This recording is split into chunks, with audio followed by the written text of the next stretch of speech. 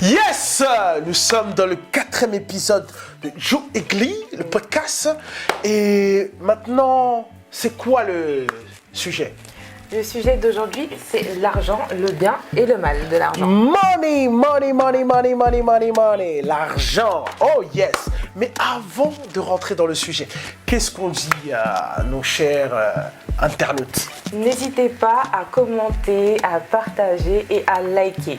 Commentez Yes. Surtout parce qu'on a Surtout besoin commenter. de vous partager avec nous. Et le pouce là, c'est gratuit, c'est vraiment gratuit.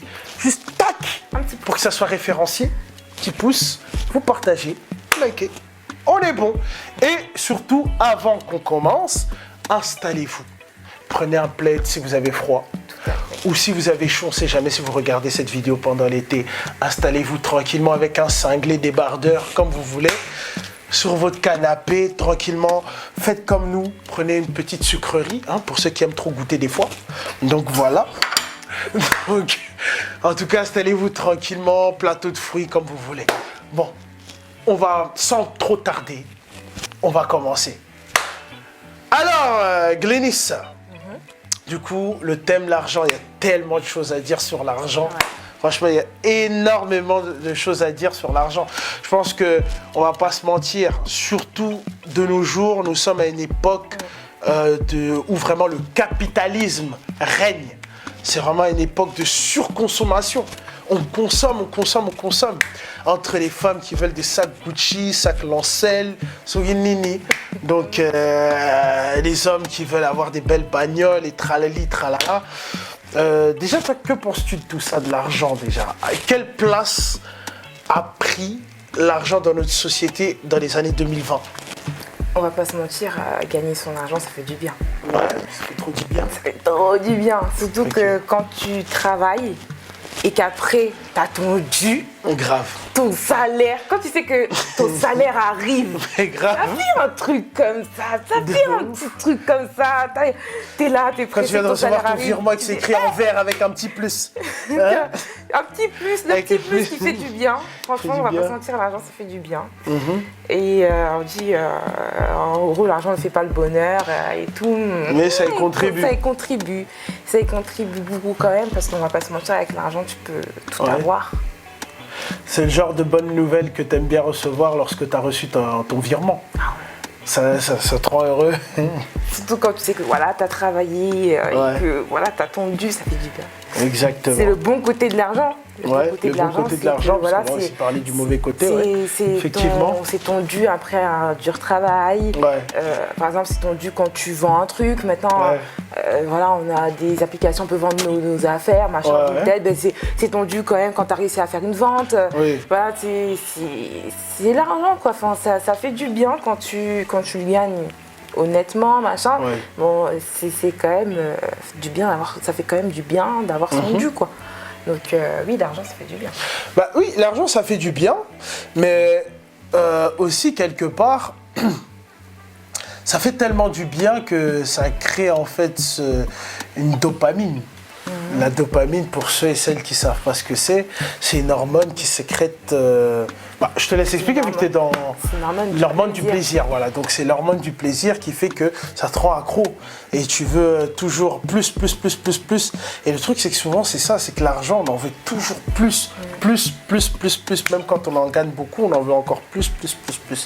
Mais je trouve que ça nous a poussé à justement des fois à être un peu trop gourmand et un peu trop ambitieux. Tu vois.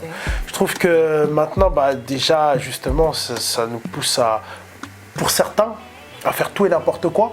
On a entendu ici des porti-porta, des femmes qui vont à Dubaï manger du caca. Trop parler d'elle, c'est Non, un mais truc de c'est fou. pas ça, c'est que... Elles t'ont Attends. matrixé, Bah ces oui, femmes-là. attends, c'est matrixant, tu manges le caca de quelqu'un d'autre pour 40 000, combien? 20 000 euros? Je veux pas entendre Non mais ça. 20 000 euros, on est d'accord que ça là, si t'es trop fâché, tu travailles, tu mets de côté, tu empruntes à la banque, tu les as les 20 000 euros. Tu vois, est-ce qu'il y a besoin d'aller... Bon après, tu me diras, les nanas qui ont mangé le caca là, elles doivent pas le restituer. Mais c'est horrible quoi, tu sais même pas ce que le gars il a mangé, yaourt, fromage, chocolat, tout ça. Oh, ça suffit. C'est bon. Non, ça suffit. Donc non mais tout ça pour dire c'est que ces personnes-là sont prêtes à tout pour de l'argent. pour une poignée d'oseille, tu vois. Comme il disait un nègre marron, c'est la monnaie qui dirige le monde, c'est la monnaie qui dirige la terre. Et qu'on le veuille ou non, c'est comme ça, on n'y peut rien y faire. Bah, c'est réel. Tu connais pas cette chanson? Non, je ne connais pas. Ah, bon. En tout cas, j'estime que l'argent, c'est bien. Effectivement, quand tu le gagnes honnêtement, quand tu as des projets, quand tu sais mettre de côté. Mais c'est mal quand ça te pousse à vouloir faire tout et n'importe quoi pour arriver à tes fins. Comme on a aussi des sœurs qui font escortes. Et des hommes aussi. Et des hommes aussi, ouais. Ou des hommes, ou même des femmes qui vendent des substances Ou ceux qui vendent des substances illicites, effectivement.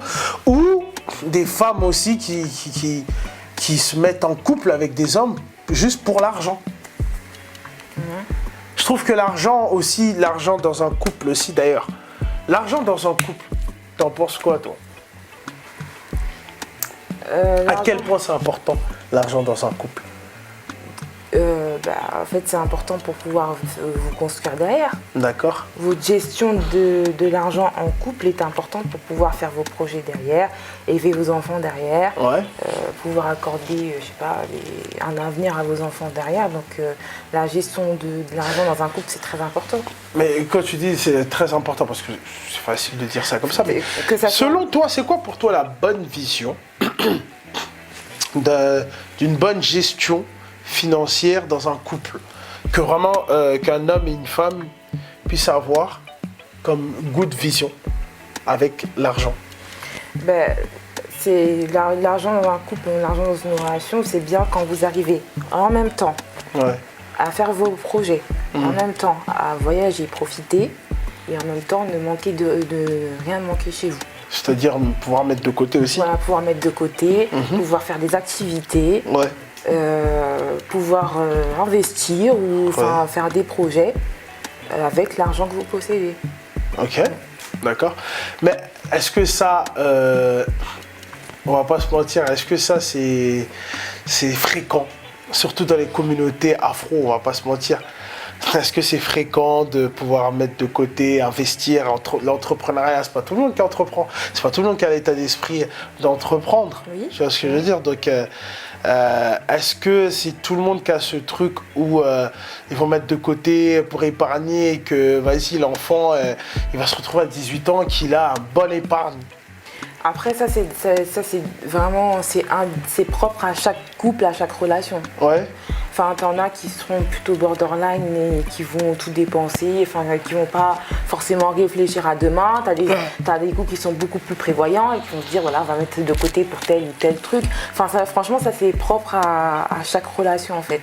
Mais en tout cas, de toute façon, dans un couple, quoi que ce soit, la question de l'argent doit être abordée en amont. Ouais. En amont pour éviter que ça cause des problèmes, parce que ça c'est souvent le problème. Ouais. Et donc, du coup, la question de l'argent, comment la gestion doit être faite, ça va être discuté en amont. Est-ce que vous faites un compte joint? Est-ce que vous faites un compte séparé? Est-ce que vous êtes au courant de vos revenus ou pas? Enfin, tout ça, c'est des choses qui doivent être discutées en amont. Ouais. Donc, dans un couple, enfin, c'est vraiment propre à chaque relation, quoi, la gestion des finances. Je vois. Mais le truc, c'est quoi? Pourquoi je dis aussi aujourd'hui, ça devient assez particulier, parce que ça revient encore aussi à...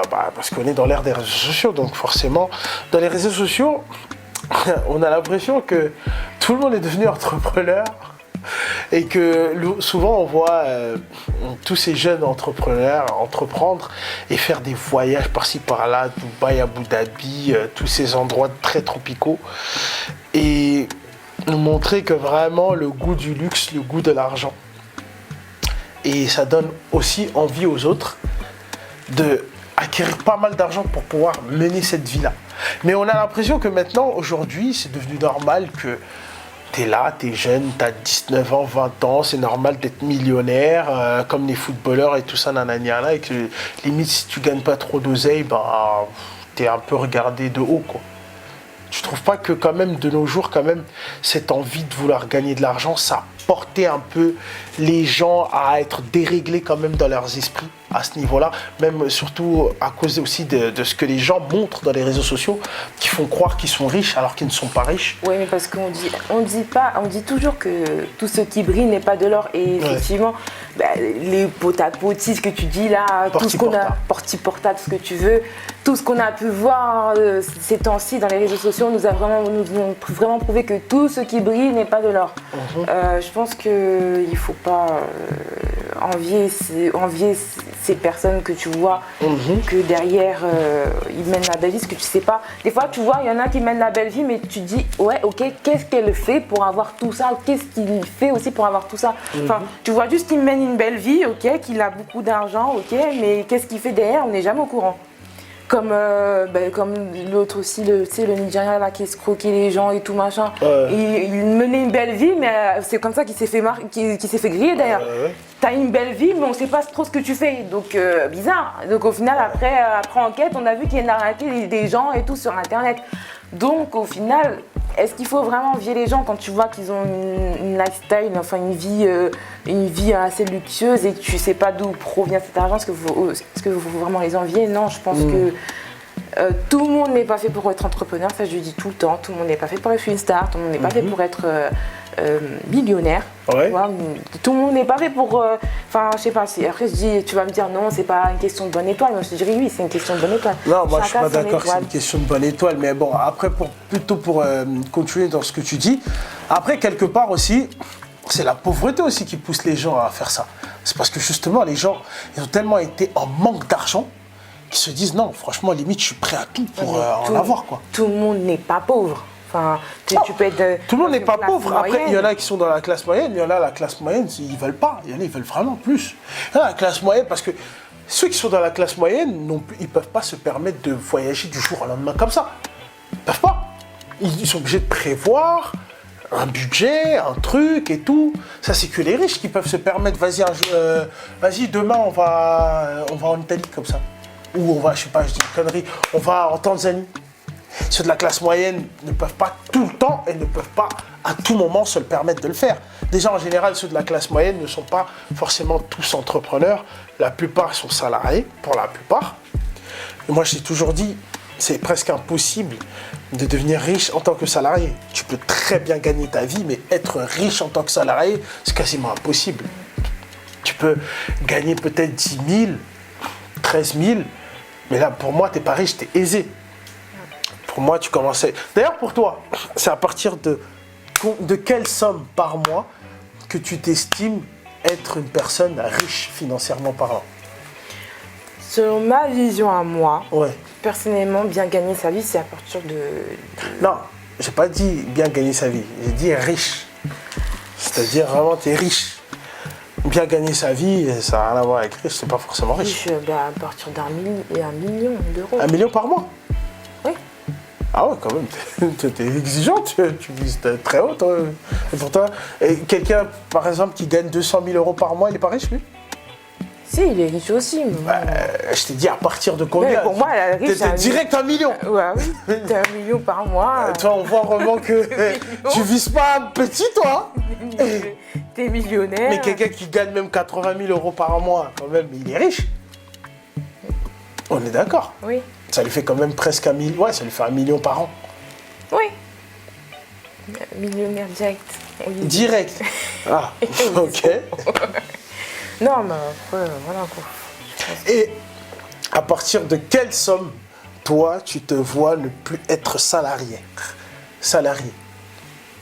À partir de quelle somme tu te dis, je peux arrêter d'être dans le salariat, j'ai cette somme-là sur mon compte, ça y est, je peux me dire que j'arrête. Et mensuellement, genre, que je touche cette somme mensuellement avec quoi? Non, juste à cette somme-là sur ton compte et tu te dis, bah c'est bon, j'arrête de travailler et je tente l'entrepreneuriat avec cet argent-là et en même temps, je enjoy aussi.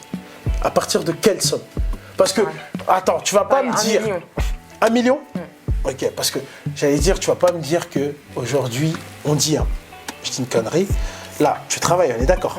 Voilà. Je peux dire ton métier? Non, tu veux pas que je dise ton métier? D'accord, ok. Bon, tu travailles.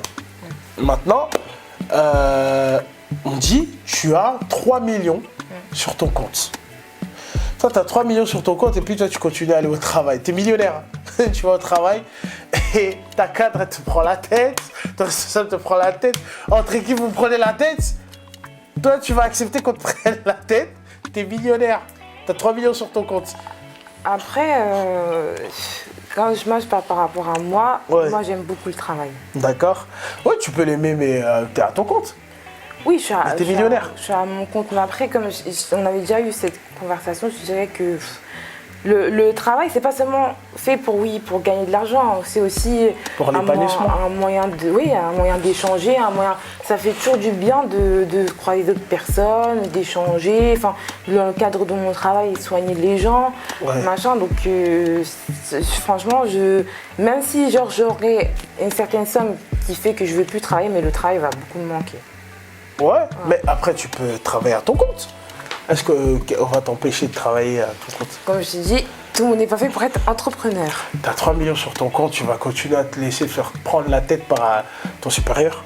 Le supérieur va te crier dessus, dans ta tête, tu vas te dire, mais je suis plus riche que toi, qu'est-ce que tu me saoules en fait? J'ai plus d'argent que toi, si je veux là. C'est clair, vu dans cet angle-là, oui. Et surtout, c'est le cas de te prendre de haut en plus. Il dit, hey, d'ailleurs, tes trucs là, tu m'arrêtes ça tout de suite là. Ouais, t'as vu comment t'as réagi? C'est en mode, tu parles comme ça avec qui? Ça, même en temps normal, ça n'arrivera pas. Non, mais en temps normal, je veux bien.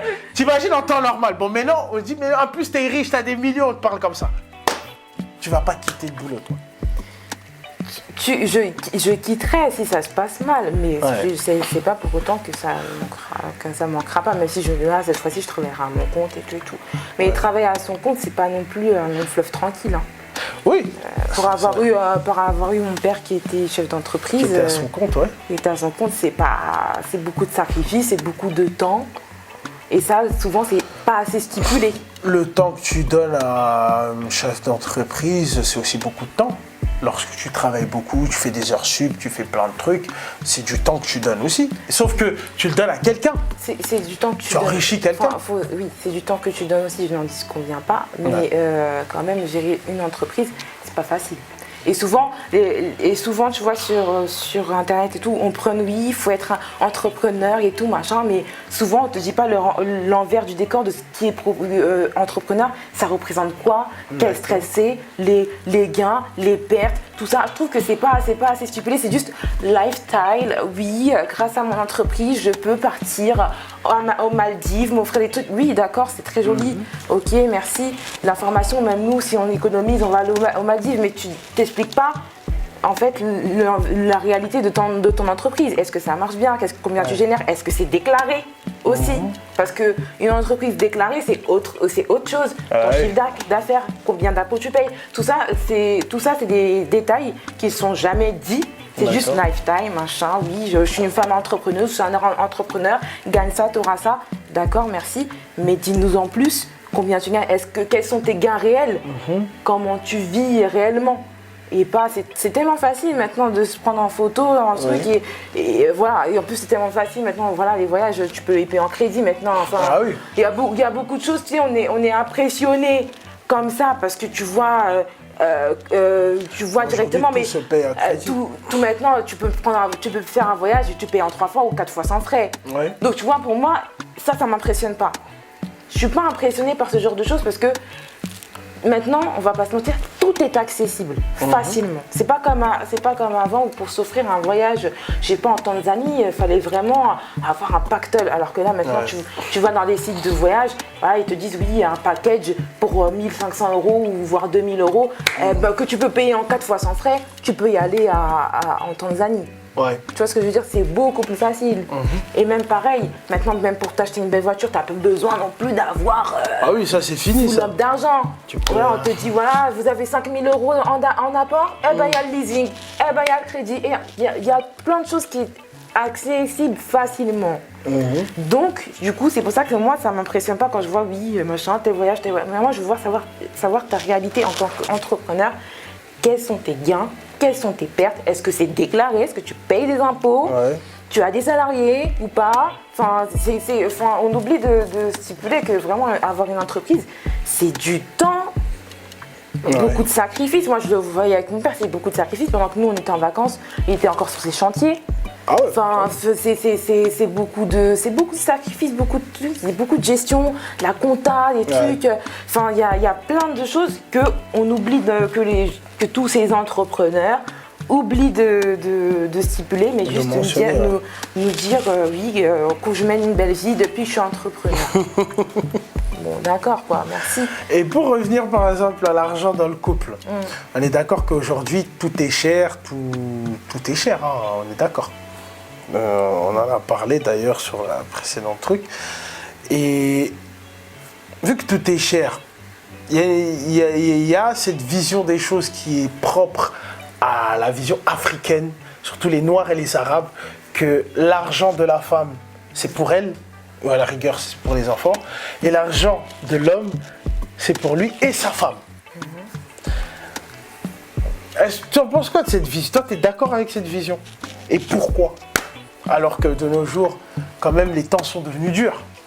Comment ça se fait que l'argent de l'homme, c'est son argent et c'est pour sa femme aussi, et l'argent de la femme, c'est que pour elle? Comme j'ai dit, par rapport à l'argent dans le couple, c'est une chose qui doit être décidée en amont, comme un accord. Si vous faites 50-50, si vous ne faites pas, ça doit être décidé entre vous, en fait, comme un accord. Comme ça, il n'y a pas de problème, en fait. Il y en a qui vont... Après, je sais pas, il y a des personnes qui vont faire 50-50, je sais pas, pour le loyer, et pour le reste, non. Enfin, il y a chacun, en fait... Oui, voilà, à ce niveau-là, en fait, tout dépend de chaque couple, comment ils se mettent d'accord, quoi. Oui, comment ils se mettent d'accord par rapport à la gestion des finances. Sans jugement, quoi. Chacun fait ce qu'il veut.